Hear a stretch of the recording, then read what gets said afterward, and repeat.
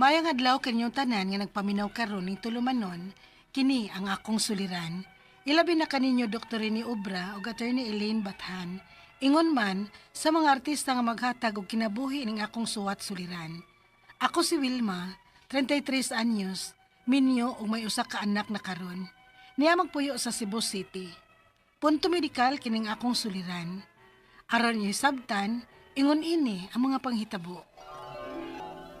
Kanus aman day plano ninyong dudo.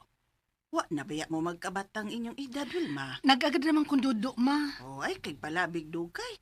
Tingali ba yaw niyag magliso na kagpanganak pohon, ha? Ma, magpakasal na ta. Oh, day Wilma. Sakto si mama nimo. Wa na ta magkabata. Usa pa. Kaya naman sa nako. Sige dong, kanus amang kamamahay sa amo. Wa pa giday. Negative mong gihapon dong, uy. Sige lang tay. Ampo lang ta. Dili ta magpakawa sa paglaom. Na, mabitaw na akong giingon. Pila na ko'y edad nimo? 33 ka na, God. Ma, Mutongtong ka na gani anang idara, maglisod ka na gyud, Wilma. ma, Pero ay lang pagpakawas paglaom day. Ampo lang kanunay. Grasyahan ra mo ana. salamat ma. Pila naman ko kaadlaw nga dili. Dili ka ako mapdos na. Magpalit kog BTB, aron ako masiguro. Positive? Sa ato ba? Maamahan ng jugo? O dong, Yes! Maayo. Mao ikaw pag-amping yun, ha? Unya ang angay nimong panganon kanang puno sa nutrisyon. Aron healthy ang bata inigawas niya. Mga vitamins pod, ingon man gatas. Ayaw gyud kalimot ana. o ma, salamat sa imong pahimangno. Oray. Niya, gipalitan ti kag utanon. Gatas, vitamins ug prutas. Wow, kompleto man. Angay lang, no? Tungod kay gusto ko nga healthy mong duha sa tong baby. Swerte gyud kay ko dong nga ikaw mo'y ako nabana. Og swerte na sa dunya ang atong anak pohon ining gawas niya. Kay nahibaw ko nga buhaton man gyud mo ang tanan para niya. Mahal kay ti kaday. Ingon man ang umaabot atong pamilya.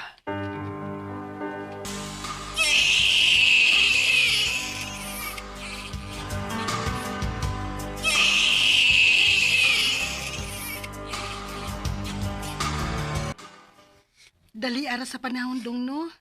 Murag kanus sa man lang to ng anak ko. Karon, 2 years old na si Dudong. Lagi day.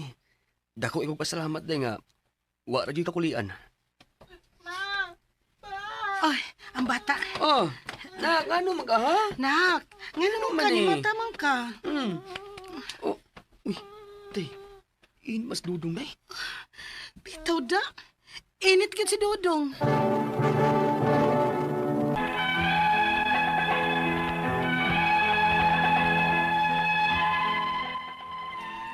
Mautoy unang higayon nga naka-experience og hilanat ang akong anak.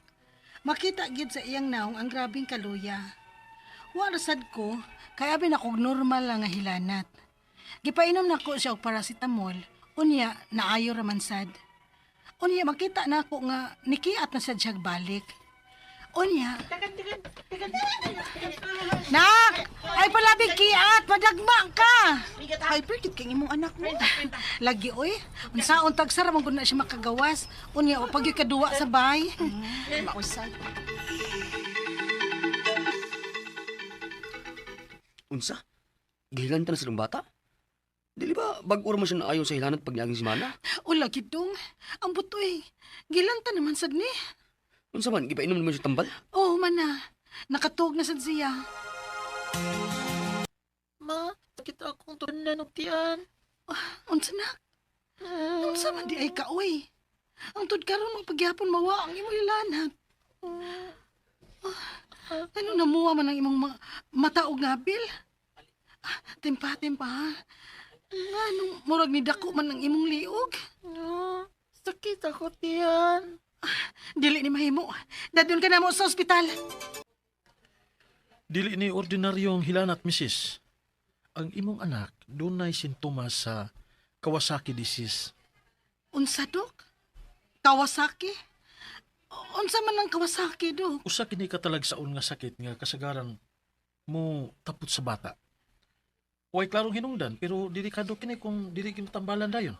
Oh, ug ang kasing-kasing sa inyong anak ang mahimong maapektuhan. Busa kinahanglan siya og IV immunoglobulin treatment og regular nga monitoring. Ginoo ko. Dok, buhat ang tanan, Dok. Palihog, ayuhang among anak. Naluoy kay ko sa akong anak, kay mo reklamo in town siya nganong sige kuno siya tusukan og dagom. Og isip usa ka inahan, sakit kaayo ni para nako. Nga pimin ako makakita sa akong anak mo reklamo sa sakit. Nganong ako na lang unta ang iyang sakit nga gibati mahimo kaayo. Ang ako mga pangutana mo kining mosunod. Unang pangutana. Unsa man gyud ning Kawasaki disease? Nganong ako mang anak ang naiguan ni? Hereditary ba ni? Kompleto man kog bitamina sa dihang nagmabdos ko niya ug nahibaw kung wa gyud ko magpabaya sa akong pagmabdos. Ikaduhang pangutana. Unsa may laing sintomas nga angay na kong bantayan kung mobalik man kini? Delikado ba ning sakita? Mahimo ba kining ikamatay? Unsaon ako pagkahibaw kung naigo na ang iyang kasing-kasing? Kinahanglan ba og ECG o echocardiogram? Ikatulo nga pangutana. Kining IV immunoglobulin, doon na ba ni epekto sa bata? Kung maayo na siya, doon na pa'y posibilidad nga mobalik pa kini? Ikaupat o katapusang pangutana. Naabay pagkaon o butang nga iyang kinahanglang likayan para sa iyang kondisyon? Mahimo ra ba siya nga makabalik dayon sa iyang normal activities? May pagka-hyper man sad kuning akong anak, basta lagsik siya. Palihog, tabangi ang tambagi ko. Kini ang akong suliran, Wilma. Mayong adlaw mga suking tigpaminaw din sa atong programa, kini nga akong suliran. Ano yan sa bako, si Dr. Rene Obra magiguban kaninyo karong adlaw. Ako mutambag sa inyong mga medical, psychological, emotional ug behavioral mga problema kay usa man ako ka medical doctor, usa ka psychiatrist ug usa ka drug addiction specialist. Klase-klaseng pamaagi sa pagpadala sa inyong mga sulat-suliran di kanamo. Pwede kanyo padala sa mong email suliran_612@yahoo.com or sa atong Facebook account kini nga akong suliran official writers page o diba sa pambuhatan sa 3rd floor Jose R. Martinez Building, Osmeña Boulevard ning Dakbayan sa Sugbo. Ang atong makutlo nga pagtulanan karong adlaw mao kini nga the problem isn't with your body but what you think of it. The problem isn't with your body but what you think of it. Mo na sa mga gitawag sa psychology psychiatry nga psychosomatic signs and symptoms. No, there's nothing wrong with you physically pero daghang kay kagipamo diri sakit dito unsa man labad diri. So mao na ang mga inunta atong mahibalaan karong adlaw, no? Okay, so ang atong magtatampo si Wilma, 33 years old, minyo may usa ka anak ug ang problema mitungod sa iyang anak, no? Taga Cebu City, taga Cebu City si Wilma. Okay, so ako lang gining paningkamutan well nga matubag nako ning imong pangutana, no? Si Wilma taga Cebu City. Musta naman ang mga taga Cebu City, no? Musta naman si Dr. Virgilio Sanchez, Bing Sanchez, musta naman? Okay na ba? Wala ba'y lapok kayo sa inyo sa paknaan? Di ha, biyami? Nangatag mi diyag mga relief goods, no? Ug Dr. Arcia Omar, Dr. Edwin Mingito, Mino Gabisay, kumusta naman ka sa Bonbon, ha? Maot nga okay rin kinabuhi na to diya. Ug mga taga-Sambag dos, naday ko'y listahan diri, naman na minaw na to nga mga nurses sa Vicente Soto, ako ning nahimaman sila katong nagtukaw may sa haya ni akong migo nga dalit George Orsal Ruiz, no? Ato ni mga nurses diha sa Vicente Soto kani, no? Si Ma'am Joy Alo, Susit Colina, Malo Bakalan, Lolo Nietes ug diha kauban nila si Rob Villasiran diha sa Vicente Soto, no? Kumusta naman ang mga taga Soto? Dugay ko diha. Okay, so going back to our sender, si Wilma, mitugod kini siyang anak. Unang pangutana, unsa magud ning Kawasaki disease? Nganong ako mang anak nga naigo ani? Hereditary ba ni? Kompleto man kog bitamina sa dihang nagnabdos pa ko niya. Nahitabo tung wala gyud ko magpabaya sa akong pagkanabdos. So nagpakuan gini siya, prenatal check-up. Pero nganong naama ko ng Kawasaki disease ang iyang anak. Kawasaki disease. Mga lagi itong bahinom-dumayin ko ng Kawasaki. Ako dugay ba kay kong nagmotorsiklo. Sobrang napulo katuig ko nagmotorsiklo. Estudyante pa ko din sa Sugbo. Nagmotorsiklo na ko. Ang akong motorsiklo, Kawasaki 125 KE. So, kanang moingon bitaw, Dok, musakay ka gabal-habal? Dili ko musulti pero pinugaya na ko ng motorsiklo. Kanang sugod sa Leyte yung Tacloban, ako rin ng motorsiklohon sa una. Siyempre, batanon sa taga sa una. Okay, so kining Kawasaki disease, unknown ang cause ani. Viral ni siya, no? Nya, sagara maapektuhan aning Kawasaki disease, mga bata nga below 5 years old.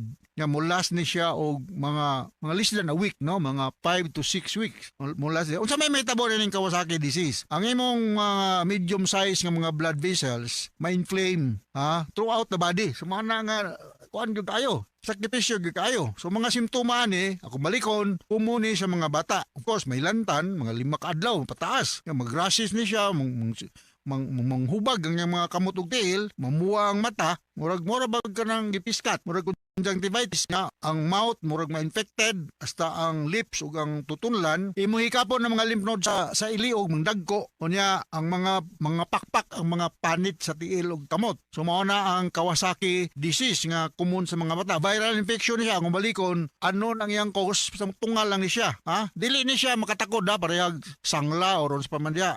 Curable ni siya bisag way tambal, basta nakasymptomatic lang, limpyado lang gupod. Ang resulta ni kay muluwer ang immune system sa usa ka bata for some reasons. Dili klaro ni siya og hereditary ba. So ang pagtambal na mo ani mga doktor is symptomatic kung unsay lanat against the rashes unsa pa diya. Kaduhang pangutana, unsa may lain sintomas nga angay na kong bantayan kato kong ipahinganlan. Delikado ba ning sakita? Mahimo ba ning ikamatay? Unsa na ko pakaibaw kung naigo na ang iyang kasing-kasing, kinahanglan ba siya i-EKG o i-echogram? Well, ako nang ginaingon mo, maayo ra ni siya even without medication, pero tambalon ko ni siya para sa ilanat mga bata man kananglan nga i-lower nimo ang inflammation nya i-prevent imong complication. Kung nasa hospital setting para nga may dehydrated, naani siya IV fluid, no? So ang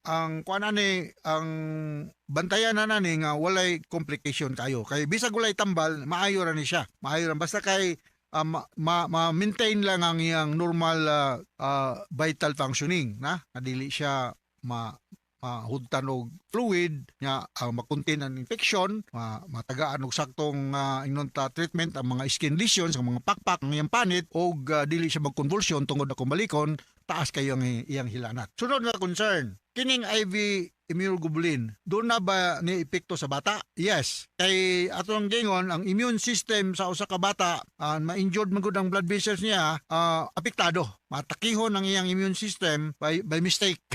Pagkamali. So naani siya epekto ning tambal kay mong giingon. Of course, ang mga expert ani mga pediatrician na sa hospital. Active na siya with the proper guidance sa atong attending pediatrician. Si Busiti raman ka, dalhan ni siya sa pediatric ward sa Vicente Soto or Cebu City Medical Center or sa mga privado nga mga hospital din sa ato. Naay daghang mga pediatrician nga andam og tagana nga mo atiman sa imong anak na naay Kawasaki disease. Sunod nga pangutana, naabay pagkaon o butang nga iyang kinahanglang ilikayan para sa iyang kondisyon? Pwede ra ba siya makabalik dayon sa iyang normal activities? May pagka-hyper man gud sad ning akong anak basta lagsik siya. After a week pwede na siya, no? Kay ang duration aning hilanat mga less than a week naman. Nya with proper medication makabalik na siya sa iyang kindergarten pa ni siya. Kay pila na edad niya?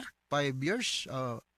Pila edad na niyang bata. Basta kay usually man gud ning Kawasaki disease, mo-atake ni mga bata nga less than 5 years, no? So dili ni siya ingog life threatening. Ang tambalan niya kung balikon, intravenous immunoglobulin. Intravenous immunoglobulin nga naa diha ihatag sa hospital kay as the name implies, intravenous meaning nga naay nakahook nga IV fluid. Kay diha man ipaagi sa doctor or nurses ang tambal nga intravenous immunoglobulin. Gitawag niya namin og IVTT.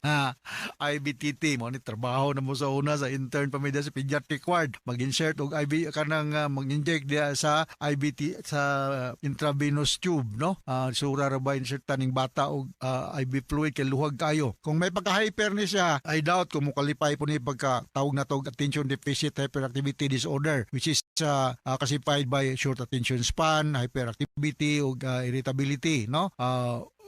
Ato lang po ning ipadiagnose later on. Pero atong main concern nga dili ni siya magkonvulsyon kitas kay gilanat o matagan og pagtagad ng uban nga mga simptomas sa Kawasaki disease. So out ni mo Wilma og ngadto sa libuan millions nga naminaw sa atong programa kini nga akong suliran. Once again, ako si Dr. Rene Obra, magtambag sa inyong mga medical problem. Attorney Eileen Bathan, magtambag sa inyong mga legal mga problema. So from all of us here sa Radio Mindanao Network Production Center, Radio mo nationwide tatak kareman. Daghang salamat og maayong araw.